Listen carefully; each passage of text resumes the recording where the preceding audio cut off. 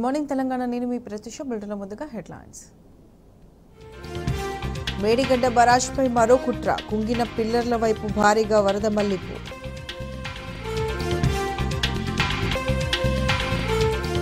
ప్రాజెక్టులపై కాంగ్రెస్ నాయకులది మిడిమిడి జ్ఞానం. చేతనైతే కాళేశ్వరం నుంచి రైతులకు నీళ్లు ఇవ్వాలన్న నిరంజన్ రెడ్డి.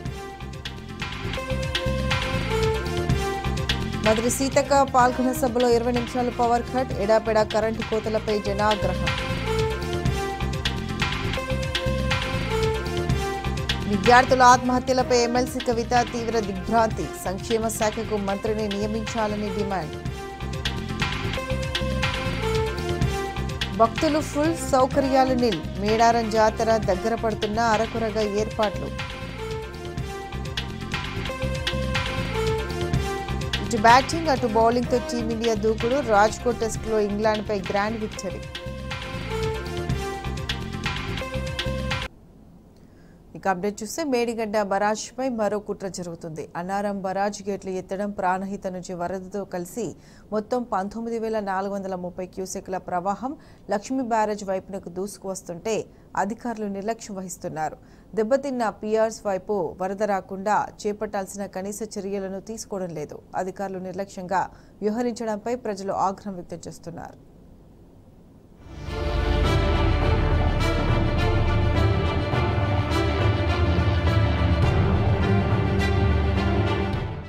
మేడిగడ్డ బరాజ్ను కావాలని వరదకు వదిలిస్తున్నారు. కుంగిన పిల్లర్ల వైపునకు వరదను మళ్లిస్తూ అధికారులు చోద్యం చూస్తున్నారు.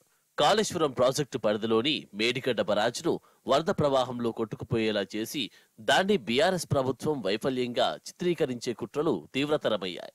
బరాజ్కు రిపేర్లు చేయకుండా తాచారం చేస్తున్న కాంగ్రెస్ ప్రభుత్వం తాజాగా మేడిగడ్డ లక్ష్మీ బరాజ్కు అన్నారం బరాజ్ నుంచి భారీగా నీటిని వదిలింది. శనివారం 10 గేట్లను ఎత్తి వరద నీటిని దిగువకు విడుదల చేసింది.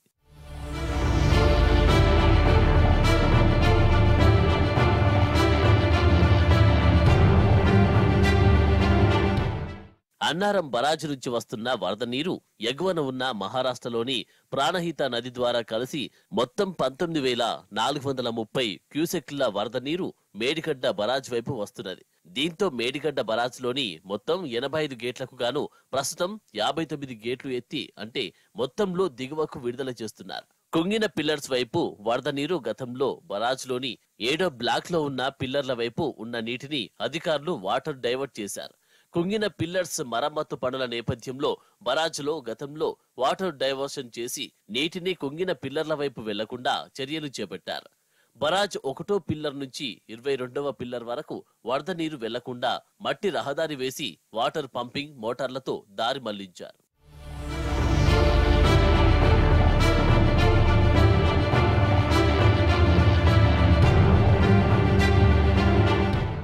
ఆదివారం బరాజ్ ఎగువ నుంచి భారీగా వస్తున్న వరద కుంగిన పిల్లర్ల వైపు వచ్చి చేరుతుంది. ఇది మేడిగడ్డపై మరో కుట్ర కోణంలో భాగమా అనే అనుమానాలు వ్యక్తమవుతున్నాయి. 7వ బ్లాక్ వైపు నీరు వెళ్లకుండా అధికారులు ఎలాంటి చర్యలు చేపట్టడం లేదు. దీంతో వరద నీటిని కుంగిన పిల్లర్ల వైపు కావాలని వెళ్లేలా చేశారా అనే అనుమానాలు తలెత్తుతున్నాయి. బరాజ్ దిగువ ప్రాంతంలో సైతం వాటర్ డైవర్షన్ పనులు పూర్తిగా నత్తనడకన సాగుతున్నాయి. భారీగా వరద నీరు వస్తున్న తరుణంలో 7వ బ్లాక్ వైపు చేరుతున్న వరద నీటిని ఎప్పటికప్పుడు డైవర్షన్ చేయాల్సి ఉండగా బరాజ్ వద్ద అందుబాటులో ఉన్న యంత్రాల్లో కేవలం ఒక పంపింగ్ మోటార్తో 7 బ్లాక్ల వద్ద పైపులతో వాటర్ డైవర్షన్ చేస్తున్నారు. మిగతా పంపింగ్ యంత్రాలను ఒడ్డుకు చేర్చారు. దీని వెనుక ఉన్న మతలబు ఏంటో తెలియరాలేదు. ఇది అధికారుల నిర్లక్ష్యానికి కారణమా, పైనుంచి వస్తున్న ఒత్తిళ్లతో చేసేది ఏమీ లేక తూతు మంత్రంగా చర్యలు చేపడుతున్నారా అనే అనుమానాలు వ్యక్తమవుతున్నాయి. ఒక్కసారిగా భారీ స్థాయిలో వరద నీరు పెరుగుతూ ఉన్నప్పుడు సంబంధిత శాఖ అధికారులు బరాజ్ వద్ద అప్రమత్తంగా ఉండి చర్యలు చేపట్టాలి. కానీ అధికారులు నిర్లక్ష్యంగా వ్యవహరించడంపై ప్రజలు ఆగ్రహం వ్యక్తం చేస్తున్నారు.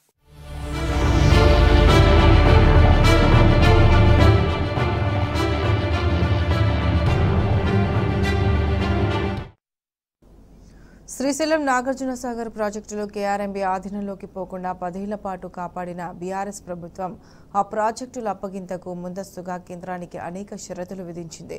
వాటిని నెరవేర్చితే తప్ప ప్రాజెక్టులను అప్పగించలేదని అనేక సమావేశాల్లో తెగేసి చెప్పింది. కానీ ప్రస్తుత కాంగ్రెస్ ప్రభుత్వం మాత్రం అధికారంలోకి వచ్చిన 2 నెలల్లోనే శ్రీశైలం నాగార్జున సాగర్ ప్రాజెక్టులను కేఆర్ఎంబీకి అప్పగించింది. బీఆర్ఎస్ ప్రభుత్వ 10 ఏళ్ల పాలనలో ఖర్చు బారడు ఫలితం జానడు అన్నట్టుగా ఇరిగేషన్ ప్రాజెక్టుల నిర్మాణం కొనసాగిందని, వేల కోట్ల ఖర్చుతో నిర్మించిన ప్రాజెక్టుల్లో అసలు ఆయకట్టే లేదని, కేవలం కొన్ని ప్రాజెక్టుల్లోనే నామమాత్రపు ఆయకట్టు సాధించారని ప్రస్తుత కాంగ్రెస్ సర్కార్ అడ్డగోలు వాదనలు చేస్తున్నది. కొన్ని ప్రాజెక్టులపై చేసిన ఖర్చు, పారిన ఆయకట్టు వివరాలతో ప్రజలను నమ్మించే ప్రయత్నం చేస్తుంది. కానీ ఈ వాదనలో ఏమాత్రం వాస్తవం లేదని, బీఆర్ఎస్ కీర్తిని మస్కబార్చేందుకే రేవంత్ రెడ్డి సర్కార్ ఈ అసభ్య ప్రచారానికి తెరలేపిందని స్పష్టమవుతుంది. వాస్తవానికి ఏ సాగునీటి ప్రాజెక్టు నిర్మాణంలో అయినా తొలుత హెడ్ వర్క్స్ పూర్తి చేస్తారు. ఎత్తిపోతల పథకాలైతే పంప్ హౌజ్లు, సర్జీ పూల్స్, విద్యుత్ సబ్ స్టేషన్లు, విద్యుత్ లైన్లు, డెలివరీ స్టిన్నర్లు తదితర అనుబంధ నిర్మాణాలు పూర్తి చేస్తారు. వాటిపైనే ప్రభుత్వాలు నిధులు ఖర్చు చేస్తాయి. ఆ తర్వాతనే ప్రధాన కాలువ, డిస్ట్రిబ్యూటరీల నిర్మాణాన్ని చేపడతాయి. ఎందుకంటే అవి నిర్మించకుండా ఆయకట్టుకు నీరివ్వలేదు కాబట్టి. ఉమ్మడి ఏపీలో నిర్మితమైన నాగార్జున సాగర్, శ్రీరామ్ సాగర్, జూరాల తదితర ప్రాజెక్టుల పనులు అదే రీతిలో జరిగాయి. 1963లో శంకుస్థాపన జరిగిన శ్రీరామ్ సాగర్ ప్రాజెక్టులో హెడ్ వర్క్స్ పూర్తయిన తర్వాత 1975లో తొలిసారి 25,000 ఎకరాల ఆయకట్టుకు నీరు విడుదల చేశారు. ఆ తర్వాత దశల వారీగా ఆయకట్టును పెంచుతూ పోయారు. తద్వారా 2008, 2009 నాటికి ఆయకట్టు 9 లక్షల ఎకరాలకు చేరుకుంది. అంతే తప్ప ఈ మొత్తం ఆయకట్టు ఒకేసారి సాగులోకి రాలేదు. ఇతర అన్ని ప్రాజెక్టుల్లోనూ ఇదే ప్రక్రియ కొనసాగుతుంది. కానీ గత బీఆర్ఎస్ సర్కార్ హయాంలో ప్రాజెక్టుల ప్రధాన పనులన్నీ యుద్ధ ప్రాతిపాదికన పూర్తి చేశారు. దీంతో సాగునీటి వసతుల కల్పనలో తెలంగాణ గత 8 ఏళ్లలో ఏకంగా 76.92% వృద్ధిని నమోదు చేసింది. తద్వారా దేశంలో అత్యధికంగా సాగునీటి వసతి కలిగిన టాప్ 10 రాష్ట్రాల్లో తెలంగాణ ఒకటిగా నిలిచింది.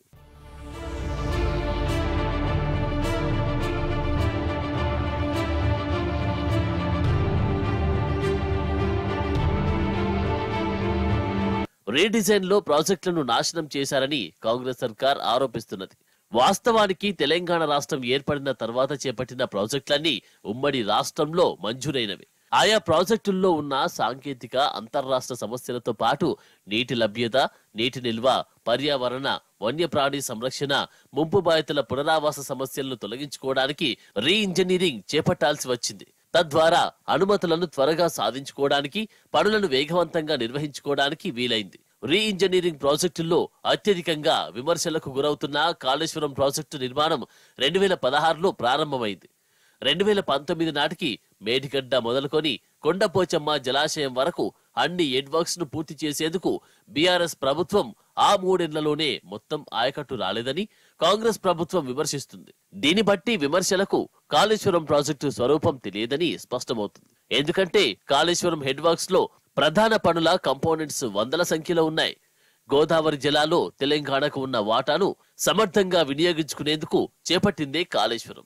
తెలంగాణలో మధ్య గోదావరి సబ్ బేసిన్ లోని కడెం, స్వర్ణ నదులు శ్రీరామ్ సాగర్ ప్రాజెక్టుకు దిగువన గోదావరిలో కలుస్తాయి.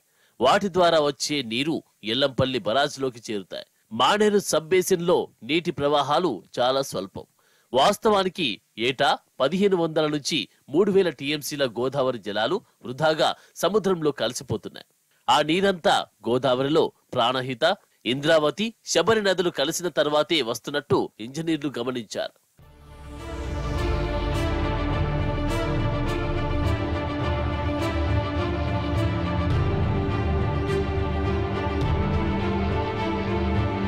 భారీ ప్రవాహాలన్నీ పెన్గంగా, ప్రాణహిత, ఇంద్రావతి, శబరి సబ్ బేసిన్ల నుంచి దిగువ గోదావరి సబ్ బేసిన్ లోకి వస్తున్నట్టు గుర్తించారు. అంటే గోదావరిలోని నీరు లభ్యమయ్యేది ప్రాణహిత, గోదావరి సంగమ ప్రాంతమైన కాళేశ్వరం తర్వాతే.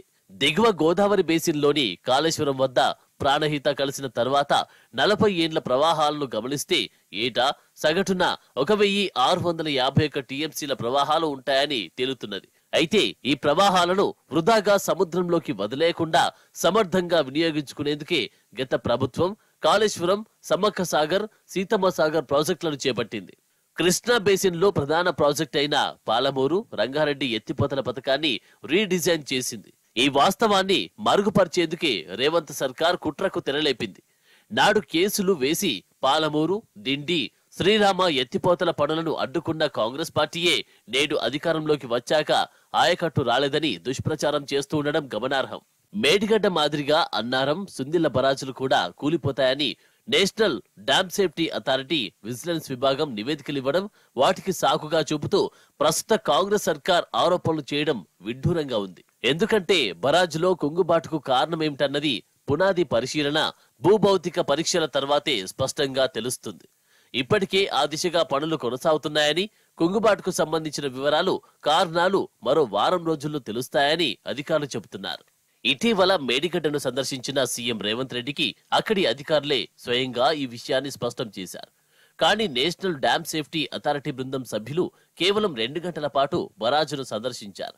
పై పరిశీలన ఆధారంగా అనేక ఆరోపణలు, అంచనాలతోనే ఊహాజనిత నివేదికను విడుదల చేశారు. ఆ నివేదికల్లోని అంశాలను తిరస్కరిస్తూ రాష్ట్ర ప్రభుత్వ ఇంజనీర్లు ఇప్పటికే సవివరమైన జవాబులు అందజేశారు. భూభౌతిక పరీక్షల ఫలితాలను పంపాలని డ్యామ్ సేఫ్టీ అథారిటీ కూడా తెలంగాణ సర్కార్కు లేఖ రాసింది. విజిలెన్స్ అధికారులు కూడా ఎన్డీఎస్ బృందం తరహాలోనే బరాజులను సందర్శించి ఎలాంటి పరీక్షలు చేయకుండానే నివేదికను సమర్పించారు. అయినా నివేదికలే తమకు శిరోధార్యం అన్నట్టు రేవంత్ సర్కార్ వ్యవహరిస్తున్నది.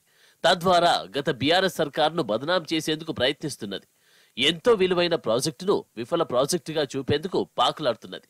వాస్తవానికి మొత్తం 8 బ్లాకులున్న మేడిగడ్డ బరాజ్లో కేవలం 7 బ్లాకులు మాత్రమే కుంగుబాటు జరిగిందని, మిగతా బ్లాకులన్నీ సురక్షితంగా ఉన్నాయని అధికారులే వెల్లడిస్తున్నారు. కానీ అందుకు భిన్నంగా అన్నారం, సుందిళ్ల బరాజులు కూడా ప్రమాదపుటంచున ఉన్నాయని రేవంత్ సర్కార్ దుష్ప్రచారం చేస్తుంది. దీన్ని కనిపెట్టి మేడిగడ్డ పునరుద్ధరణపై దృష్టి పెడితేనే రైతులకు, రాష్ట్రానికి ప్రయోజనం చేకూరుతుంది. బీఆర్ఎస్ సీనియర్ నేత మాజీ మంత్రి నిరంజన్ రెడ్డి రేవంత్ రెడ్డి సర్కార్పై ఫైర్ అయ్యారు. అసెంబ్లీ సమావేశాలను అధికార పక్షం కేవలం బీఆర్ఎస్ ను తిట్టడానికే వాడుకుందని ఆరోపించారు. ప్రజల సమస్యలపై అధికార పక్షం నిలదీస్తామని ఆయన స్పష్టం చేశారు. బడ్జెట్ కేటాయింపులకు కాంగ్రెస్ ఇచ్చిన హామీలకు పొంతన లేదని నిరంజన్ రెడ్డి ఆరోపించారు. ఈ ప్రభుత్వం ఏ హామీలైతే ఇచ్చే అధికారంలోకి వచ్చిందో, ఈ పార్టీ ఏ హామీలైతే ఇచ్చే అధికారంలోకి వచ్చిందో ఇవాళ ఈ హామీల అమలుకు అవసరమైనటువంటి కేటాయింపుల ప్రస్తావన బడ్జెట్లో లేకపోవడం అనేటువంటిది పెద్దగా ఆశ్చర్యం గొలిపేటువంటి అంశం కాదు. కానీ ఇంత త్వరగా మాట తప్పుతారనేటువంటి దానికి ఒక నిదర్శనంగా చూడవచ్చు. మనం పొంతన్నే లేదు కేటాయింపులకు కానీ, బడ్జెట్లోని కేటాయింపులకు కానీ, వాళ్ళు సూచించినటువంటి ఫిగర్స్కి కానీ, అమలు తలపెట్టినటువంటి వాళ్ళు హామీ ఇచ్చినటువంటి 6 గ్యారంటీలకు అవసరమైనటువంటి మోతాదులను కానీ వాటి పరిశీలించి చూసినప్పుడు, బేరీజ్ వేసుకొని చూసినప్పుడు 100కి 100 పాళ్ళు పొంతలని లేనటువంటి ఫిగర్స్ అవి. అంటే దాని ద్వారా ఏమర్థమవుతుంది? 100 రోజుల్లోపే 72 రోజులకే ఈ గ్యారంటీలను మేము అమలు చేయలేమని చెప్పి పరోక్షంగా బడ్జెట్ కేటాయింపుల ద్వారా ఈ రాష్ట్ర ప్రభుత్వం తెలియజెప్పింది ప్రజలకు. ఇది అంగీకరించి తీరాలి ముమ్మాటికి వారు. ఇటు నుంచి అటు తిప్పి, అటు నుంచి ఇటు తిప్పి చర్చ అంతా కూడా గత ప్రభుత్వం మీద, గత ప్రభుత్వం పనితీరు ఇది అని చెప్పి అనేక కాంపోనెంట్స్ ఉండేటువంటి కాళేశ్వరం ప్రాజెక్టులో ఒక్క మేడిగడ్డ బ్యారేజ్ దగ్గర ఒక 2-3 చోట్ల వచ్చినటువంటి పగుళ్లను భూతద్దంలో పెట్టి చూపించి మొత్తం గత ప్రభుత్వ 9.5 ఏళ్ల పరిపాలన తీరుకు, ప్రభుత్వ తీరుకు, పనితీరుకు ఇదే నిదర్శనం అన్నట్లు బురదల్లి చూపించి ప్రజల అటెన్షన్ని డైవర్ట్ చేయడానికి రాష్ట్ర శాసనసభ సమావేశాలను వాడుకున్నట్లుగా కనిపిస్తూ ఉంది. 15 మాసాల కింద హిమాచల్ ప్రదేశ్లో 10 గ్యారంటీలు ఇచ్చి అధికారంలోకి వచ్చింది కాంగ్రెస్ పార్టీ. ఒక 8 మాసాల కింద 5 గ్యారంటీలు ఇచ్చి కర్ణాటకలో అధికారంలోకి వచ్చింది కాంగ్రెస్ పార్టీ. 72 రోజుల క్రితం 6 గ్యారంటీలు ఇచ్చి తెలంగాణలో అధికారంలోకి వచ్చింది కాంగ్రెస్ పార్టీ. హిమాచల్ నుంచి మొదలు పెడితే 15, ఇప్పుడంటే ఇక్కడ ఇంకా మేము చెప్పిన 3 నెలలు కాలేదు కదా అంటారు. మరి హిమాచల్ ప్రదేశ్లో 15 మాసాలు అయింది అధికారంలోకి వచ్చి. మీరు ఇచ్చినటువంటి 10 హామీలు అమలు అయితలేవు అని చెప్పి హిమాచల్ ప్రదేశ్లో అక్కడ ఉండేటువంటి విపక్ష పార్టీ బీజేపీ వాళ్ళు ఆందోళన చేస్తున్నారు. ఇది హిమాచల్ ప్రదేశ్లో జరుగుతున్నటువంటి ప్రత్యక్షంగా ప్రజలు సరే రోడ్ల మీదకి వచ్చినారు. అక్కడ ఉండేటువంటి ప్రతిపక్ష పార్టీ బీజేపీ వాళ్ళు ఆందోళన చేస్తుంది. కాంగ్రెస్ పార్టీ ఇచ్చినటువంటి 10 హామీలు ఏమైనాయని. అదేవిధంగా కర్ణాటకలో 5 హామీలకు సంబంధించి కూడా అక్కడ బీజేపీ ఆందోళన చేస్తుంది. మంచిదే. దురదృష్టవశాత్తు అదే బీజేపీ మరి ఈ రాష్ట్రంలో, తెలంగాణ రాష్ట్రంలో ఈ కాంగ్రెస్ పార్టీ అయినటువంటి విషయాలలో ఎందుకు మాట్లాడతలేదో అర్థం కావట్లేదు. మరి ఇక్కడ కాంగ్రెస్ భారతీయ కాంగ్రెస్ అయిందా, లేకుంటే బీజేపీ ఇండియన్ నేషనల్ బీజేపీ అయిందా?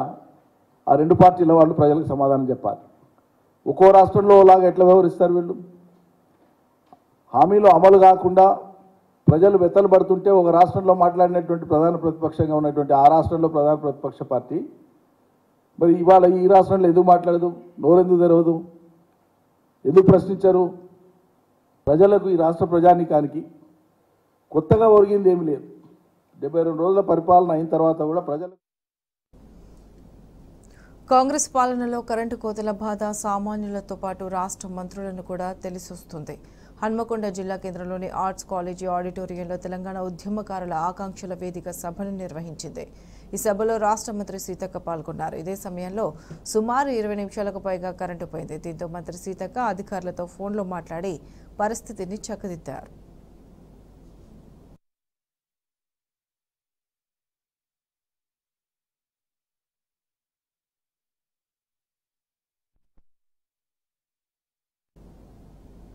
రైతులు వరి పంట కోసే వరకు ప్రతి ఎకరాకు నీరు అందించే విధంగా కాంగ్రెస్ పార్టీ ప్రభుత్వం చర్యలు తీసుకోవాలని మాజీ ఎంపీ వినోద్ కుమార్ డిమాండ్ చేశారు. బీఆర్ఎస్ ప్రభుత్వం అధికారంలో ఉన్నప్పుడు కాకతీయ కెనాల్ నుండి నీటిని విడుదల చేసినట్టు గుర్తు చేశారు. వరద కాల్వ ద్వారా మిడ్ మానేరు ఎల్ఎండి ద్వారా ప్రతి ఎకరాకు నీరు అందించామన్నారు. మేడిగడ్డ ప్రాజెక్టును వర్షాకాలంలో పునరుద్ధరించి రైతులకు సాగునీరు అందించాలని సూచించారు. కరీంనగర్ జిల్లా మనకొండూరు మండల కేంద్రంలో ఆయన మీడియాతో మాట్లాడారు. రానున్న ఎన్నికల్లో బీఆర్ఎస్ గెలుపు కొరకు కృషి చేయాలని పార్టీ శ్రేణులకు పిలుపునిచ్చారు. వాగులలో నీళ్లు లేవు, వాగులలో బోర్లు వేసుకున్నా కూడా బోర్లు నీళ్లు రావడం లేదు. మరి ఇప్పుడే గిట్టున్నది. మార్చ్, ఏప్రిల్, మేలో మంచినీటి కూడా ఇబ్బంది కావచ్చు. సరే, మిషన్ భగీరథ ఉన్నప్పటికీ కూడా కొన్ని దిక్కుల బోరు నీళ్ళు కూడా ఉపయోగపడతాయి. కాబట్టి మాకు ఇబ్బంది అవుతున్నది. ముఖ్యంగా మరి ఇప్పుడు నాట్లు వేసుకున్నాం, ఇప్పుడు పొట్టకొచ్చే సమయం ఇది. మరి నీళ్ళ సమస్య పెద్ద ఉందని చెప్పి వారితో పాటు చొప్పదండి నియోజకవర్గంలో ఉన్నటువంటి చొప్పదండి, అదేవిధంగా రామడుగు, కొడిమియాల, గంగాధర, తర్వాత ఈ మనకుండ నియోజకవర్గం వచ్చేసరికి బెజ్జక్కి మిత్రుడు, చాలా మండలాలు, గన్నేరు వారు, వీళ్ళందరూ కూడా ఇదే సమస్య. మరి కరెంటు ఉండడం లేదు, చక్కగా వస్తలేదు. నెంబర్ 1.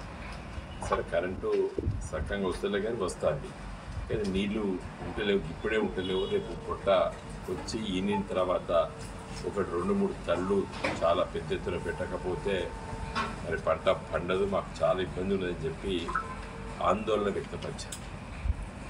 మరి గత 10 సంవత్సరాలు తెలంగాణ రాష్ట్ర ప్రభుత్వం, కేసీఆర్ గారి తెలంగాణ తొలి ముఖ్యమంత్రిగా వారి ఉన్న సమయంలో కూడా